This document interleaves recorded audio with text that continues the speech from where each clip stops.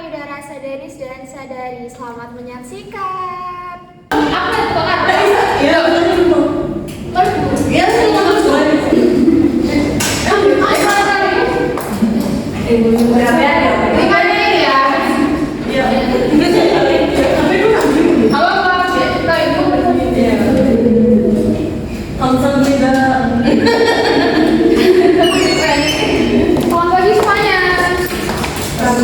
Pagi semuanya, assalamualaikum warahmatullahi wabarakatuh. Waalaikumsalam warahmatullahi wabarakatuh. Mbak bisa tolong di siapa berdoa? Sebelum mulainya perkuliahan pada pagi hari ini, baiknya kita berdoa terlebih dahulu. Berdoa dimulai. Oke, baik, berdoa selesai. Tapi banget tadi ada topik menarik apa nih? Iya, ini tadi kami sempat ngobrol tentang gaya hidup sehat.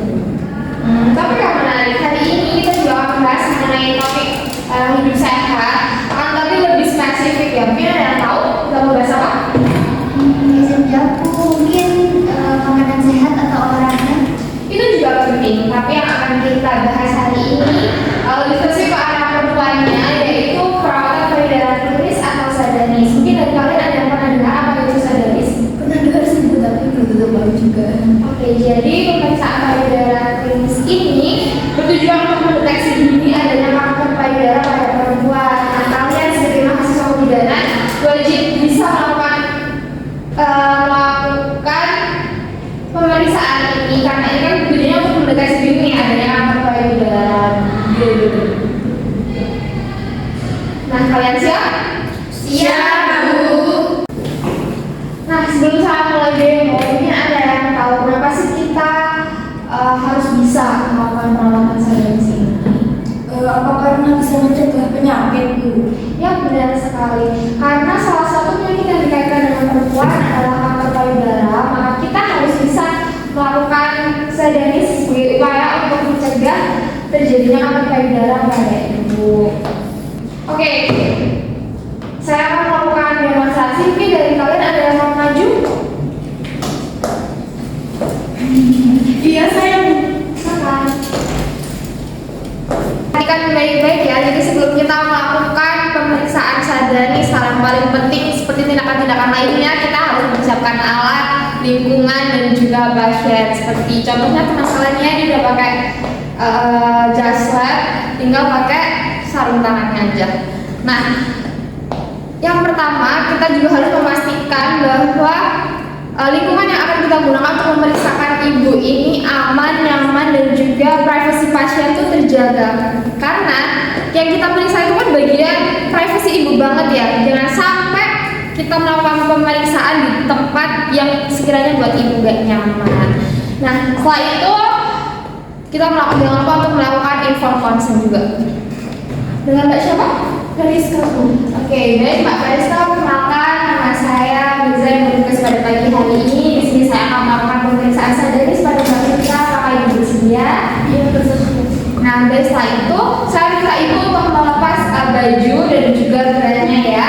Nah, sembari Ibu melepas baju dan juga berat, kita bisa mencuci tangan dan mendekatkan alat. Oke. Setelah itu kita buka, kita lihat.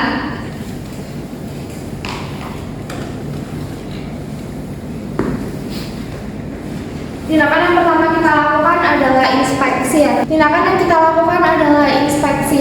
Nah, dari awal kita tuh lihat bagaimana bentuk payudara ibu, apakah ada bengkak, benjolan, atau mungkin keluar darah atau nanah dari area putih ibu, apakah ada terjadi kerutan seperti kulit jeruk atau tidak. Lalu setelah itu kita minta posisi ibu untuk angkat kedua tangan.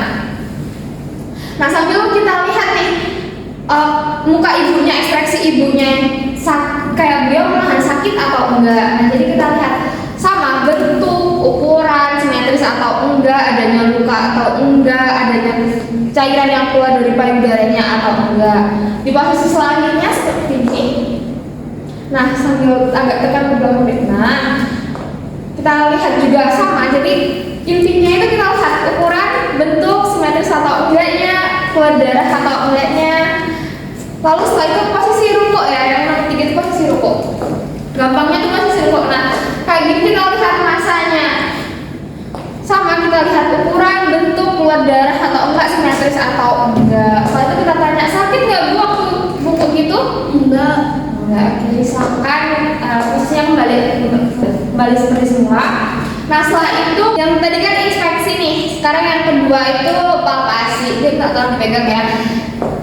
Nah di sini kita minta posisi ibu untuk tidur. Nah tidurnya tuh tangannya jadi tangan satu jadi tumpuan seperti ini. Lalu kita mulai menekan atau palpasi area bawah ketiak atau aksila. Pakai 3 jari boleh, 2 jari boleh, senyaman kalian aja. Turun, memutar ke arah PX, sampai ke arah puting, lalu kita tekan. Keluar nggak cairannya? Ada cairan nggak? Sambil kita lihat nih ekspresi ibunya, sakit nggak?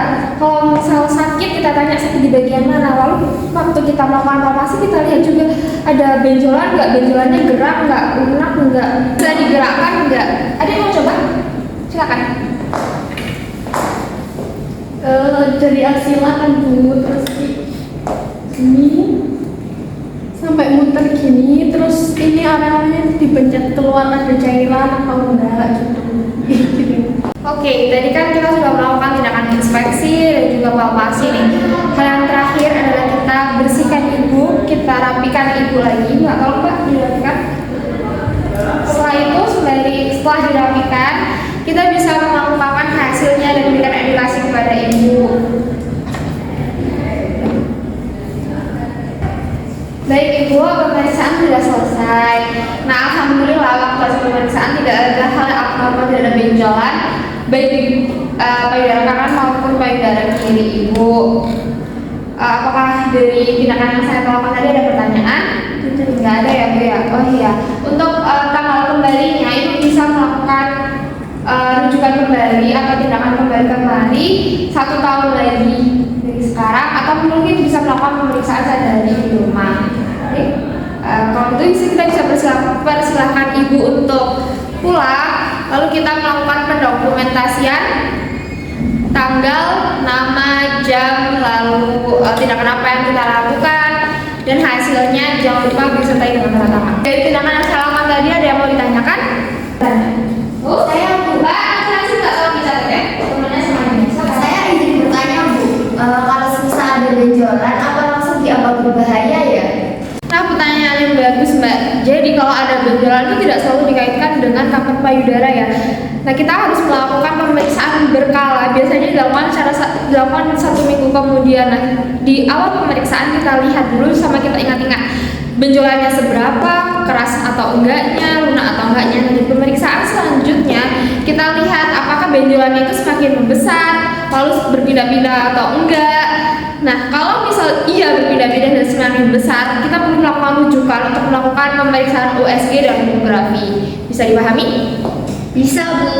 Ada lagi? Saya mau izin bertanya, kapan waktu dilakukannya sadaris yang benar bu?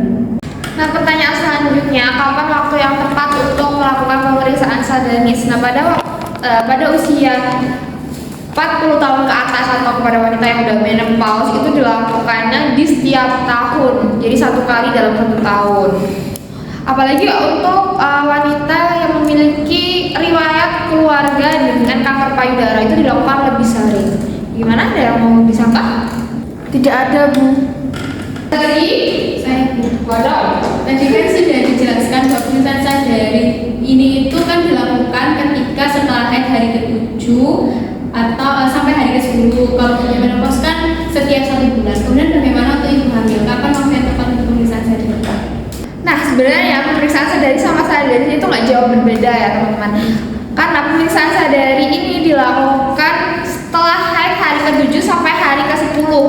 Nah untuk yang menopause itu biasanya dilakukan di setiap bulannya di tanggal yang sama. Kayak misal di tanggal 2 Februari maka lanjutannya 2 Maret, 2 April dan sebagainya gitu.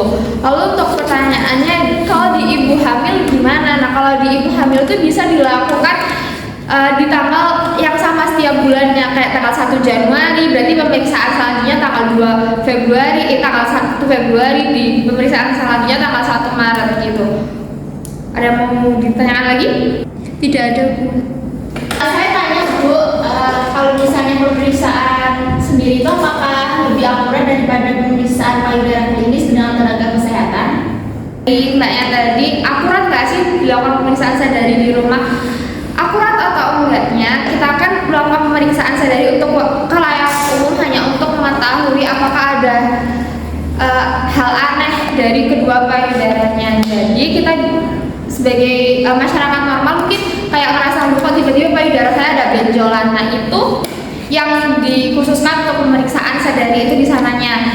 Untuk akurat enggaknya, kita bisa meminta ibu untuk melakukan pemeriksaan di rumah sakit dan melakukan pemeriksaan sadari itu.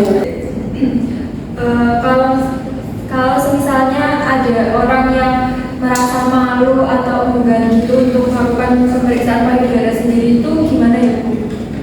Peran dari tenaga kesehatannya.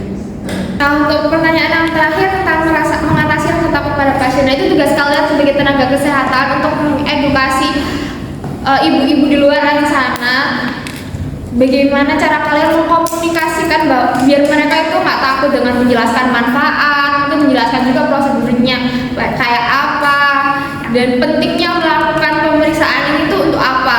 Biasanya kalau yang dilakukan edukasi seperti itu mereka akan mau gitu. Ada yang mau disangka? Tidak ada Bu. Masih ada yang bingung atau yang mau ditanyakan?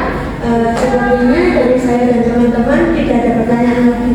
Oke, kalau gitu. Oke, terakhir saya minta satu mahasiswa untuk mendemonstrasikan ulang pemeriksaan sadari. Silakan. Bapak Guru minta tolong dicatat ya. Selanjutnya saya akan melakukan demonstrasi pemeriksaan payudara klinis. Pertama-tama lakukan persiapan diri, yaitu menggunakan skoret, masker, dan juga melepas perhiasan. Kemudian lakukan persiapan alat, ada sarung tangan, tisu, bengkok, tempat sampah.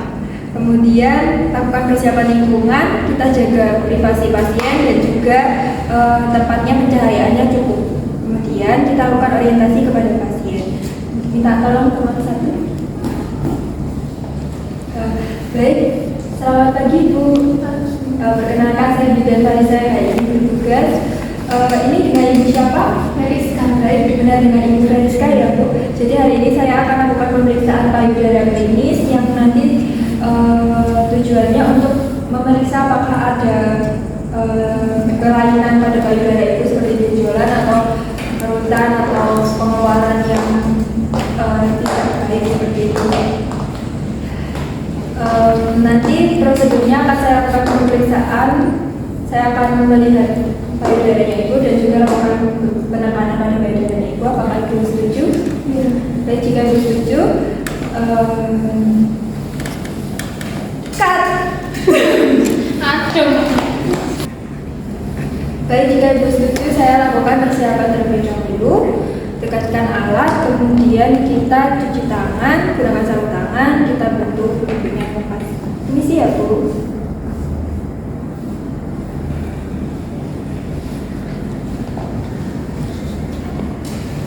Kemudian kita pertama-tama lakukan inspeksi kepada pasien.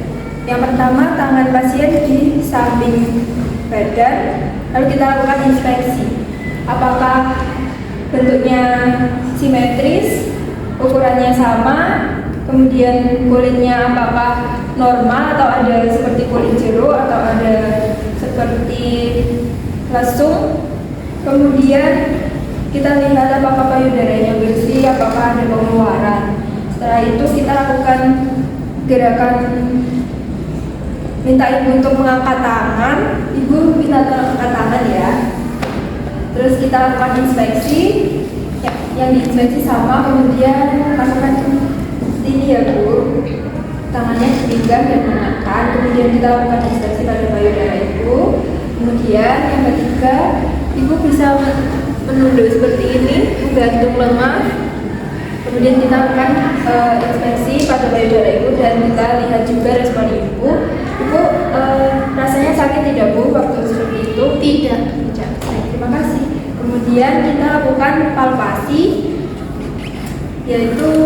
atur dulu posisinya ibu. Ibu taruh tangannya di belakang kepala. Iya. Kemudian kita palpasi dari pangkal ketiak ke bawah dengan 2 tangan. Kita kaji respon pasien apakah wajahnya kesakitan atau tidak, dan bisa rasakan apakah ada benjolan. Kemudian sampai di putih kita pencet apakah ada pengeluaran cairan. Lakukan juga pada payudara yang sebelahnya. Dan rasakan apakah ada benjolan yang bisa digerakkan keras atau ada benjolan yang lemah. Kemudian setelah selesai kita rapikan pasien. Saya bantu rapikan ya Bu.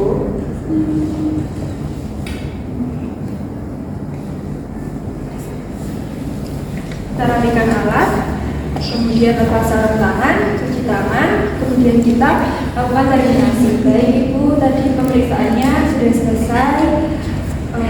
Ibu bagaimana perasaannya? Apakah tadi saat pemeriksaan ada sakit atau keluhan yang ingin disampaikan? Baik, jika tidak ada. Jadi tadi setelah saya lakukan pemeriksaan, ternyata payudara ibu normal, tidak ada kelainan, tidak ada benjolan, tidak ada hal buruk lainnya. Kemudian ibu nanti bisa kembali lagi untuk periksa payudara 1 tahun lagi, atau bisa dilakukan pemeriksaan payudara sendiri di rumah. Gitu ya Bu. Apakah ada yang ditanyakan? Tidak. Baik, jika tidak ada yang ingin ditanyakan, terima kasih Bu. Jangan lupa kita dokumentasikan tindakan, nama, tanggal, jenis tindakan, hasil tindakan, dan juga waktu, dan juga tanda tangan petugas.